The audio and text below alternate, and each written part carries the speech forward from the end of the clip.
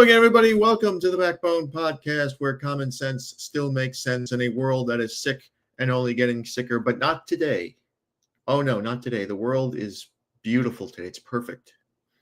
And why is it perfect? Because today is the re-release of the 1973 album, Buckingham Nicks. So today I am proclaiming that September 19th will officially be Buckingham Nicks Day.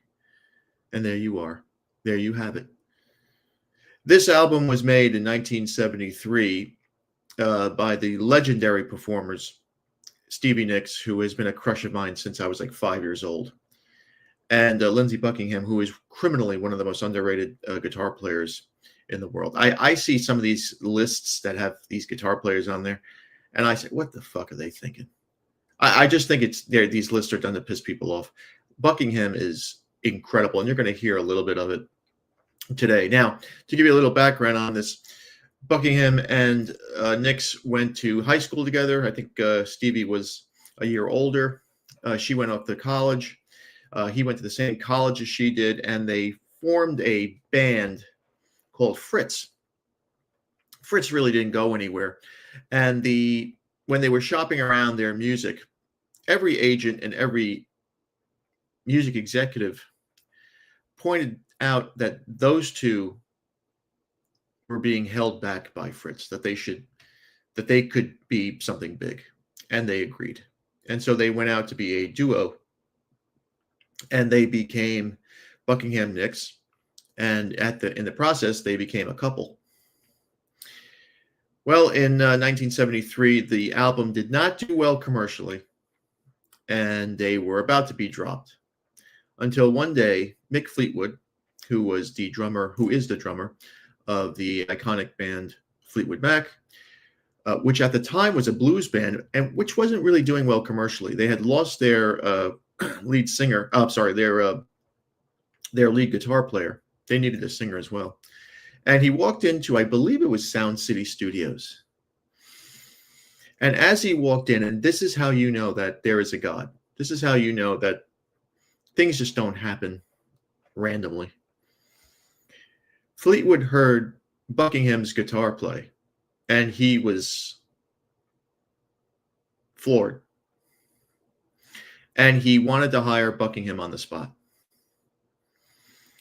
Now, as men are loyal, sometimes to a fault. Buckingham insisted that Stevie Nicks be included into the band. Otherwise, he would not join Fleetwood Mac. Of course, Fleetwood Mac consisted of John McVie and Christine McVie, who were a married couple at the time. And the McVie and Fleetwood said, okay, let the girls meet each other. If they can get along, if they like each other, she can join the band. They didn't audition them. They didn't, it was just basically the two girls meet at a bar somewhere, and they hit it off right away. And there is the history of how Fleetwood Mac, the Fleetwood Mac that we know and love today, were born. And fans of these two, and I am a big fan of both, are in delirium today because we're being brought back to 1973, and I wasn't even born in 1973. I was born a year later. But if you are a fan of Fleetwood Mac, and if you've ever seen them in concert, and I have, you would know that this is one of the greatest bands in the history of music, of pop music. Their first album that they made together was called Fleetwood Mac, self-titled Fleetwood Mac, and it did very well.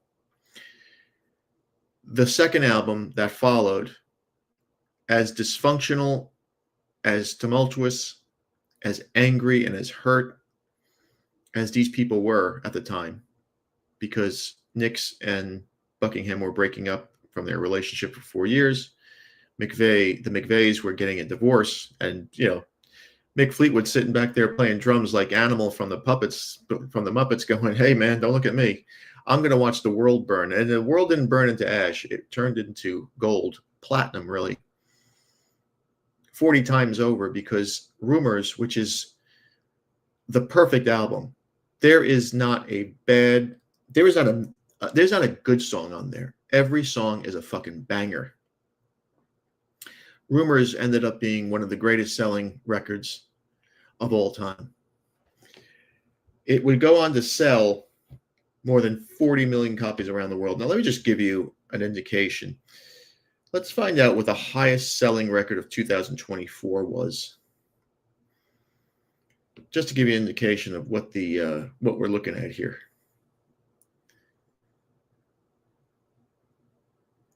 So, highest selling record of 2024. Let's see. Bear with me for one moment.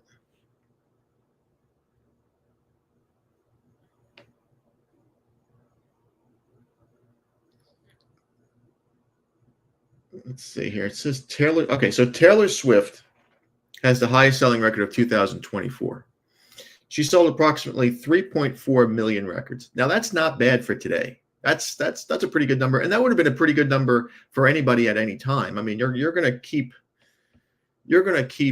a career, a long career, if you put out 5, 6, 7 albums that sell 3 million copies each. You're making money. You're touring.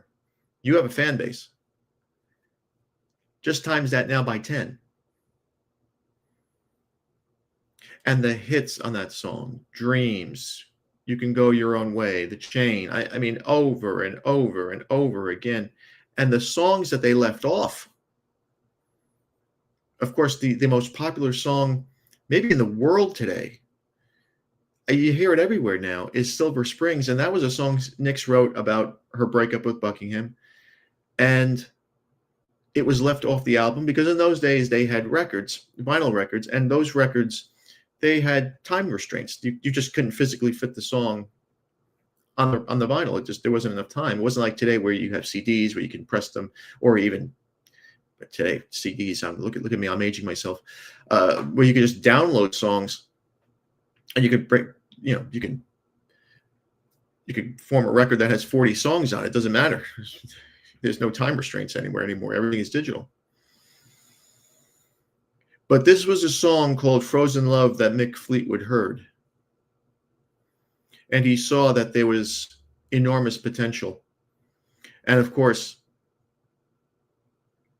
when these two joined Fleetwood Mac, the lives of everyone changed. Some believe for the worse, some believe for the better, maybe a little bit of both. But we are so lucky that Mick Fleetwood walked into that studio at that particular time. It's just amazing how fate works. If you know anything about Buckingham and Nyx, their relationship has been all over the tabloids, now social media, for almost 50 years. They were two people who many people believe that they're still in love with each other today. And they're in their late 70s. And sometimes when you see them perform, they'll look at each other when they're singing certain songs. They hug each other. They'll give themselves, pecks on the head or cheek. They hold hands. They have an attraction there. When they look at each other, Stevie Nicks described it as a zzz, when they see each other, because there's something there. Now, there was an interview that was done in 2009 where Stevie Nicks was quoted as saying that the love of her life was Joe Walsh. That's utter nonsense. Her and Joe Walsh were so toxic together. I remember those stories. I was a boy back then. This is like 1984, 1985. They were both abusing cocaine at a high level.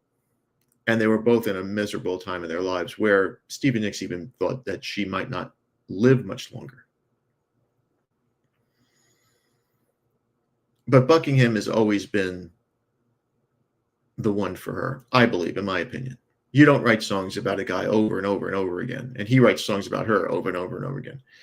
If there isn't a love there, if there isn't a deep-rooted passion for somebody.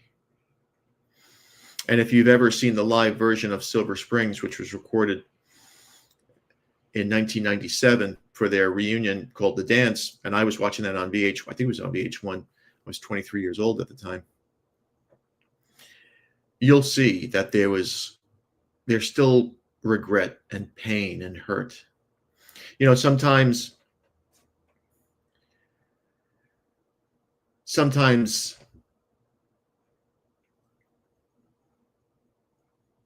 it's a your life might be like a Greco-Roman tragedy where you meet somebody and you just fit, but the gods just won't let you be together. You may not believe in that stuff. People don't believe in soulmates. Some people do. I think that the universe does create people that are just for us, but sometimes we don't realize it, we don't understand it, and we let them go. And then we meet the wrong person and they ruin us. They make your life miserable. Case in point, me. I mean, that's happened to me a bunch of times. But these two have, they've been swirling as of late because they're re-releasing this. They had a big, huge billboard. I think it was on Santa Monica Boulevard. And today they're re-releasing Buckingham Nicks. And it is a fantastic album. I'm going to play I hope I don't get copyright strike from this, but I'm going to play a little bit of Frozen Love, which is the song that Mick Fleetwood heard, and that the Fleetwood Mac era, the second Fleetwood Mac era, would begin. And let's give it a whirl here. Look at Stevie. Is she not an enchantress? I mean, she just looks unbelievable. And Lindsay's rocking that hair. Dude, I wish I was born back then. I was born back then. I'm just saying, I wish I was like a 20-year-old guy back then. And away we go.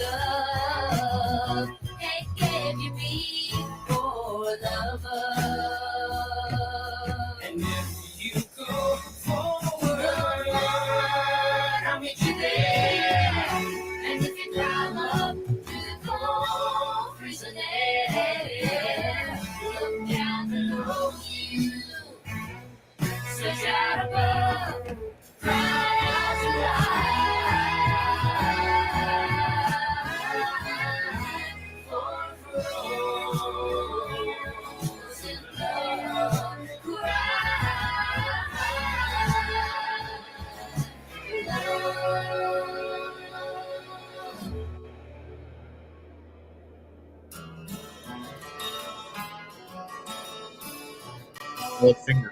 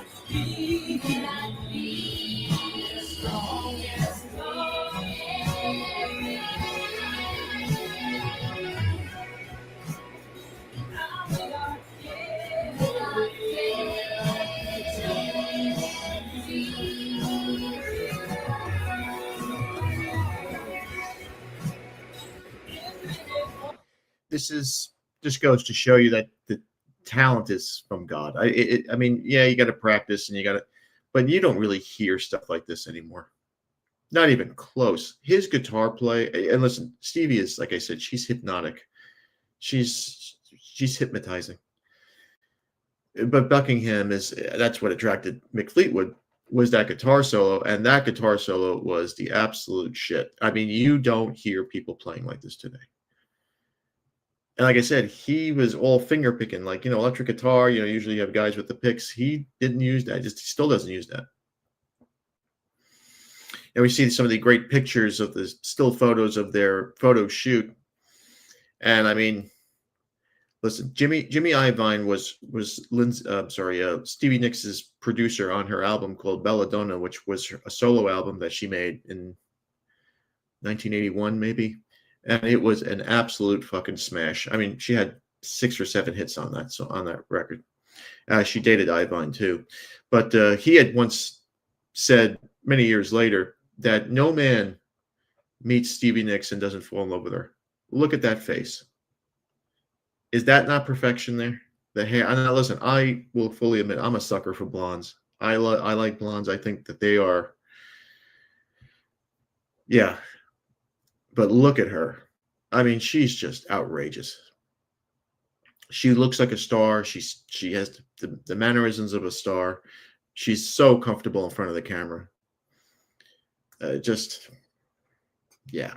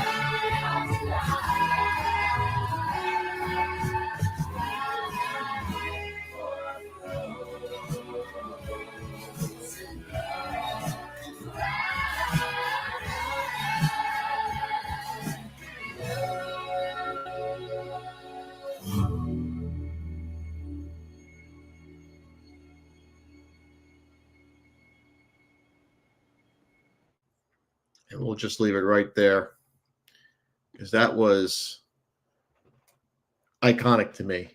It just goes to show that sometimes you may have a killer song and you just don't have the audience for it right now at that moment. Well, the audience is here.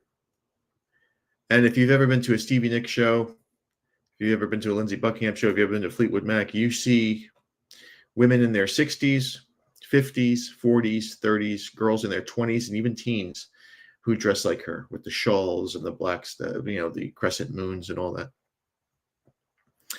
They are both, in my opinion, cultural icons. She, of course, is megastar. And thank God they're still with us. And hopefully, hopefully, hopefully this turns into a reunion, because that's what we kind of all want. Could this be a reunion? Let's hope. Let's see. Hey, man, there's money out there, and they know it. Now, do they need it? No. But it's out there. And the